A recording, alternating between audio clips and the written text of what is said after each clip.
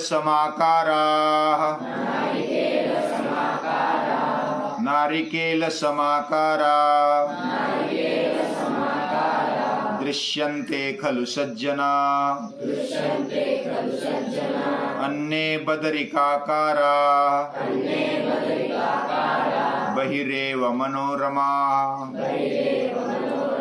बहिरेव मनोरमा।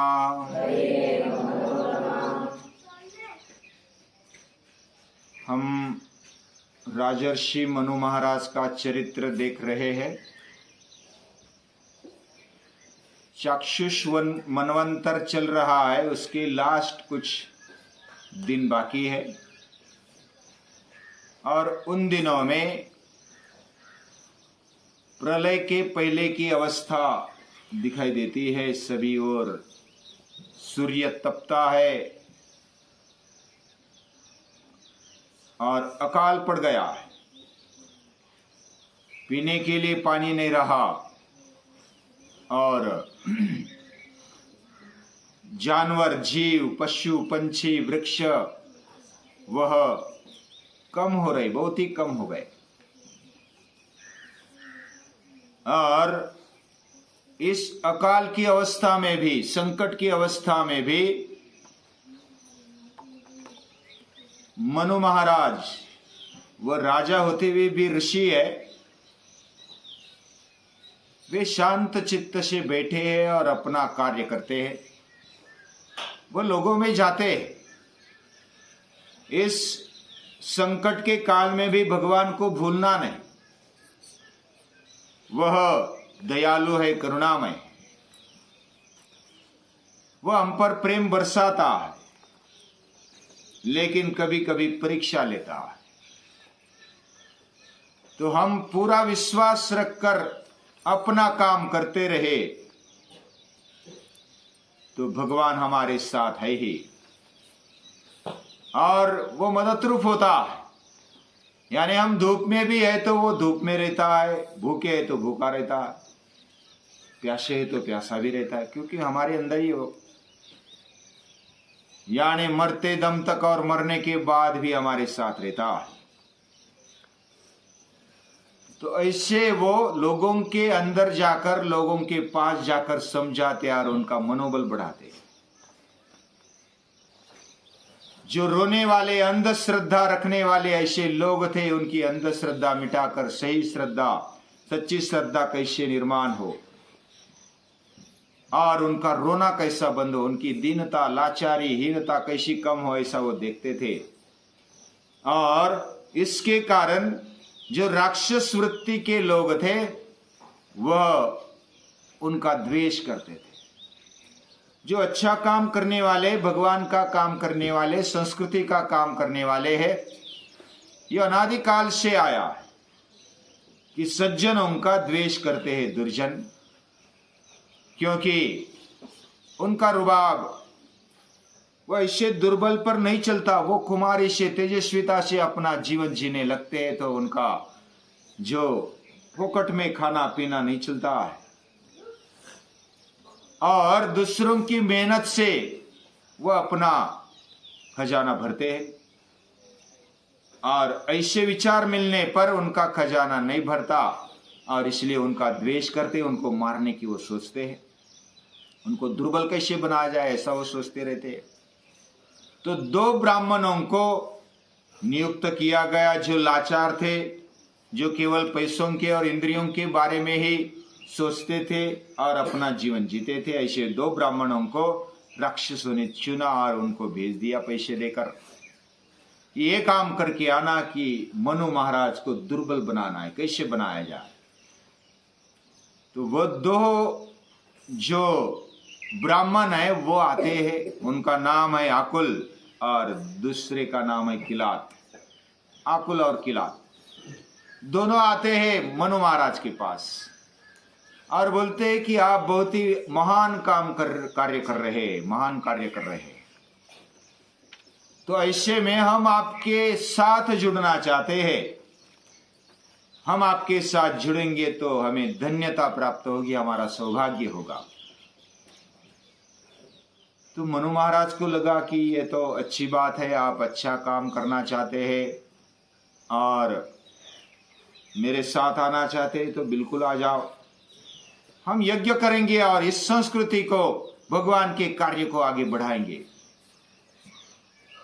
और उन्होंने यज्ञ करवाया और साथ मिलकर यज्ञ किया और यज्ञ फलदायी हो इसलिए कुछ बलिदान देना चाहिए, ऐसा सोचकर बैल का बलिदान दे दिया जो उसका अत्यंत प्रिय था मनु महाराज का। और जो भी कार्य बताया जाता वो बहुत ही सहजता से और बिना रुके, जो हाथ काम में लग गया वो पूरा होने तक रुकता नहीं था। जो काम लिया हाथों में सीखा है पूरा करना, ऐसा वो जो बैल उसका रूपक समझ लो कि ऐसा व्यक्ति था जो साथ में रहता था और एक बार हाथ में काम लिया तो वो पूरा करता था। ऐसा वो बैल को बलिदान देना चाहिए, ऐसे उन आकुल और किलात ने कहा और समझाया भी कि संस्कृति का काम करना है तो बलिदान देना पड़ेगा।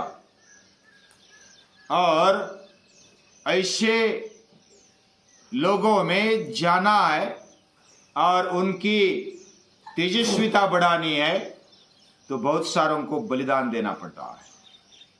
हमारी सीमा का रक्षा करने के लिए भी सैनिकों का बलिदान जाता है, तब हम इधर सुरक्षित है, शांति से रह पाते, सो पाते, उठ पाते, खा पाते, पी पाते। ये सब करते हैं, इसका कारण हमारे सैनिक उधर सीमा पर तैनात है और उनके बलबूते पर, उनके बल पर हम इधर आराम से रह रहे हैं। वैसे बलिदान तो देना पड़ता है, ये मनु महाराज को लगा। और उन्होंने क्या किया, बैल को बोला कि आपका बलिदान जाएगा लेकिन इस संस्कृति का उत्थान होगा तो कोई बात नहीं है। तो उन्होंने भी, बैल ने भी अपना बलिदान स्वीकार कर लिया और वो मारा जाता है। इस तरह युक्ति लगाकर बैल को मार डाला और भी उसको कच्चा किया जाए, इसके लिए क्या किया जाए। तो फिर एक आइडिया उनको आई कि जो उनकी पत्नी है उसका नाम है मनाली। तो मनाली बहुत ही अच्छे स्वभाव वाली है, संस्कारी है और उसकी वाणी बहुत ही प्रभावी है। वो मधुर वाणी से बोलती है और लोग बदल जाते हैं। प्रेम से, भाव से, वात्सल्य से वो बोलती है और लोग बदल जाते हैं और बहुत ही तीव्रता से काम हो रहा है इनका। तो वो बोले कि बैल के बलिदान से तो संस्कृति आगे बढ़ी, लेकिन और आगे बढ़ने के लिए और बड़ा बलिदान देना पड़ेगा। वो आकुल और किलात बोलने लगे और बड़े प्यार से बोलते थे वो भी, जैसे अन्य बदरिका कारा बहिरेव मनोरमा, बाहर से चिकनी चुपड़ी बातें करना, प्यारी प्यारी बातें करना और बोलना, और अंदर कुछ अलग हेतु रखना, दुष्ट हेतु रखना। ये तो दुष्ट लोगों का एक स्वभाव होता है। नारिकेल समाकारा बहिरेव मनोरमा, नारिकेल समाकारा दृश्यन्ते खलु सज्जना, अन्य बदरिकाकारा बहिरेव मनोरमा। यानी इस प्रकार सज्जन तो बाहर से कड़क होने पर भी अंदर से मृदु होते हैं, और जो दुष्ट है, दुष्ट विचार वाले हैं, वह अंदर से बहुत ही दुष्ट होते हैं और बाहर से अच्छा अच्छा दिखाते हैं, लेकिन अंदर उनके क्या चल रहा है पता नहीं चलता। तो उन्होंने क्या कहा, बलिदान तो देना पड़ेगा और हम तभी संस्कृति का काम कर पाएंगे। तो किसका बलिदान देना चाहिए? तो मनु महाराज पूछते किसका बलिदान देना चाहिए? तो बोले कि ऐसा लगता है कि जो श्रेष्ठ से श्रेष्ठ है उसका बलिदान देना चाहिए। आप अभी इस समाज में श्रेष्ठ है तो आपका भी बलिदान दिया जाए तो बहुत अच्छी बात है, लेकिन फिर आगे कौन काम करेगा, ऐसे हमें चिंता है। इसलिए किसको बलिदान दिया जाए? तो फिर मनु महाराज में सोचने लगते हैं कि क्या किया जाए, किसका बलिदान दिया जाए। वही सुझाते हैं कि आपकी जो पत्नी है वो बहुत ही श्रेष्ठ है, बहुत ही अच्छी है, तो उसका जो अत्यंत प्रिय है उसका बलिदान देना चाहिए। और वो बलिदान देने पर बड़ी से बड़ी सिद्धि मिलती है, फल प्राप्ति होती है, और हम संस्कृति का काम और आगे बढ़ाएंगे। तो इस प्रकार वह बहलाते फुसलाते और उनके चक्कर में मनु महाराज भी आ जाते हैं। उनकी भावना तो बहुत ही सच्ची है, अच्छी है। उन्होंने मान लिया कि चलो ठीक है, और मनाली को भी मना लिया कि तेरा बलिदान देना है, संस्कृति के काम के लिए क्या मरने के लिए तो तैयार है। वो बोले कि क्यों नहीं, आपके काम के लिए तो मैं कुछ भी देने के लिए तैयार हूं, मेरा जीवन भी देने के लिए तैयार हूं। तो ऐसी मनाली भी बोली, तो मनाली का बलि दे दिया गया। उनको बहुत कष्ट हुआ, लेकिन फिर भी संस्कृति का काम आगे बढ़े इसके लिए वो कुछ भी, अपना भी बलिदान देने के लिए तैयार है। तो पत्नी का भी बलिदान दे दिया, अपनी प्रिय पत्नी का बलिदान दे दिया। तो इस पर जो यज्ञ का जो बर्तन था वह आवाज करने लगा, क्योंकि आदिम शक्ति जग गई। उसको ऐसा लगा कि ये मनु महाराज का जो समर्पण है वो बहुत ही बड़ा है। वह अपने आप को झोंक देना चाहता है संस्कृति के काम के लिए, मुझे उसका साथ देना चाहिए। ऐसे आदिम शक्ति को यानी कि भगवान को लगा। तो ऐसा लगने के बाद वो जो यज्ञ कुंड का बर्तन था वो आवाज करने लगा। उस आवाज से राक्षस और राक्षसी विचार वाले जो ब्राह्मण थे वो डरने लगे कि ये क्या हो रहा है, यह आवाज कहां से आ रही है। आज भी यज्ञ जब चलता है तो बर्तन की आवाज की जाती है, लेकिन उसके पीछे का अर्थ उधर तो आदिम शक्ति ने उस आवाज को बढ़ाया।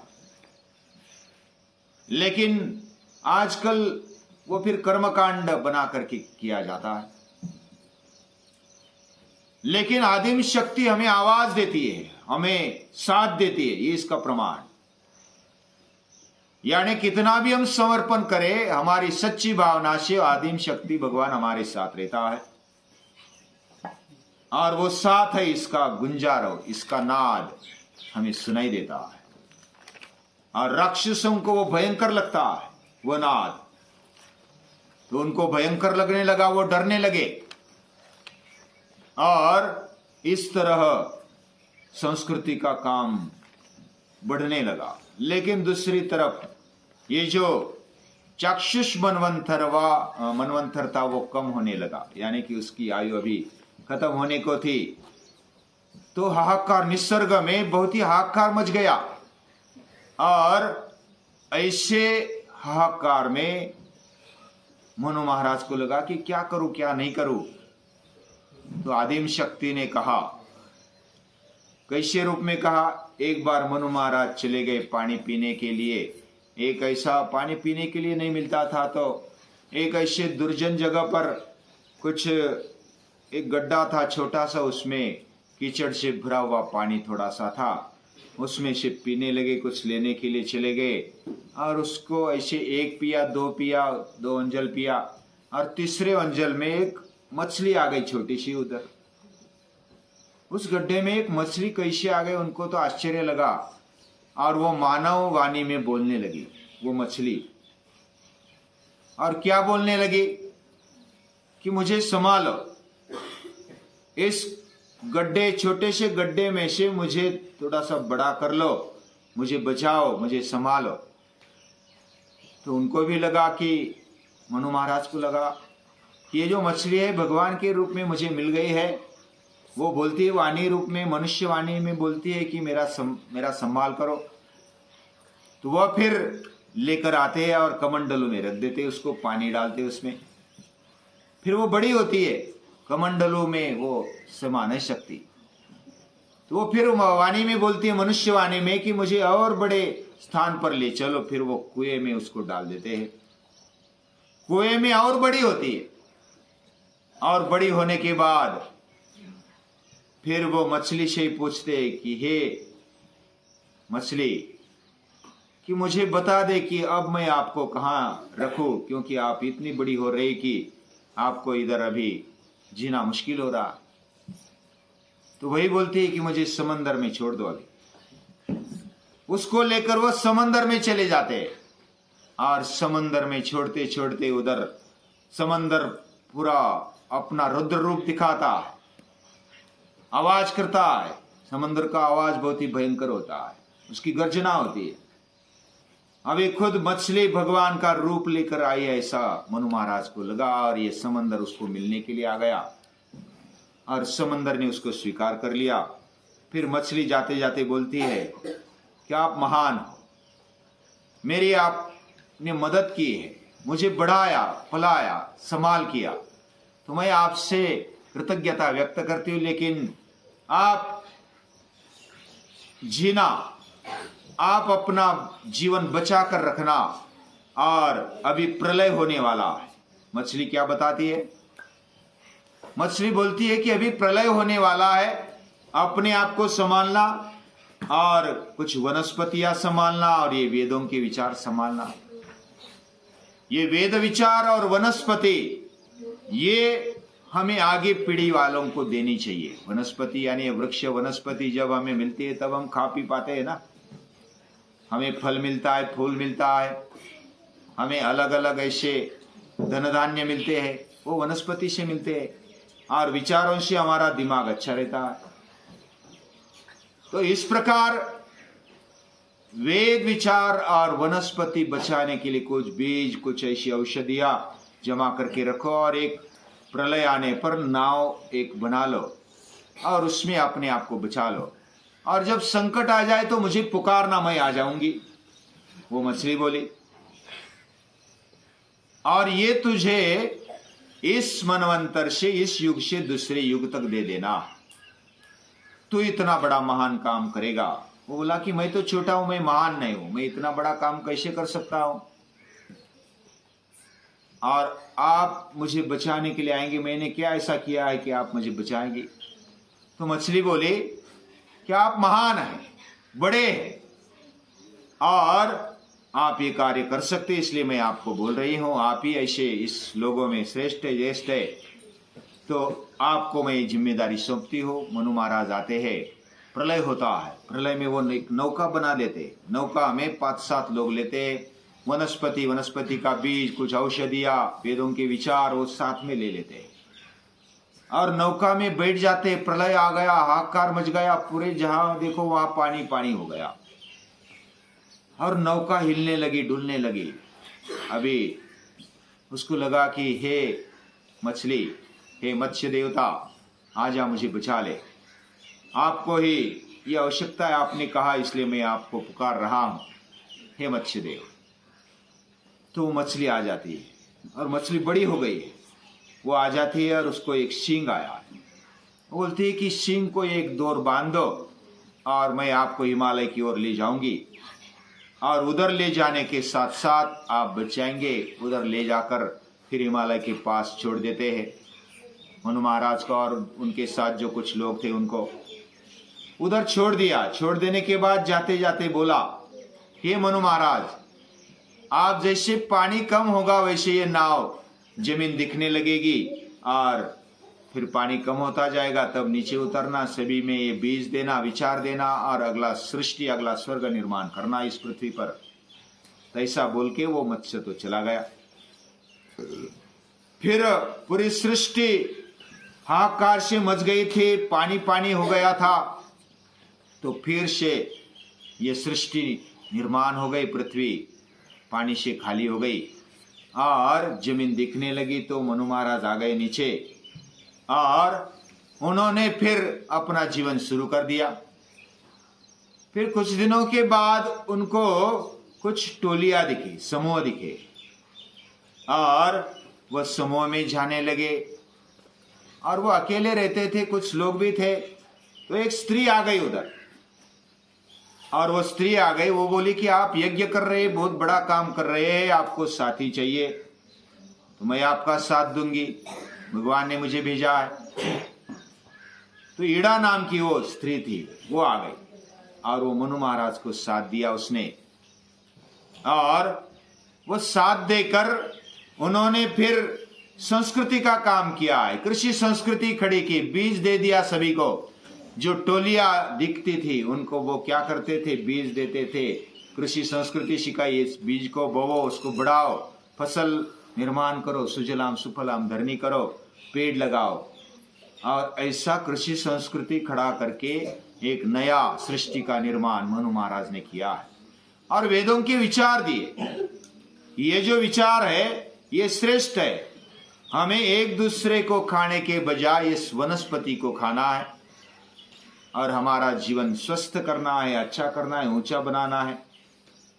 वो बोले कि हमें क्यों स्नान करना है, हमें क्यों बीज बोना है, हमें क्यों वनस्पति को बढ़ाना है, एक एक प्रश्न पूछते।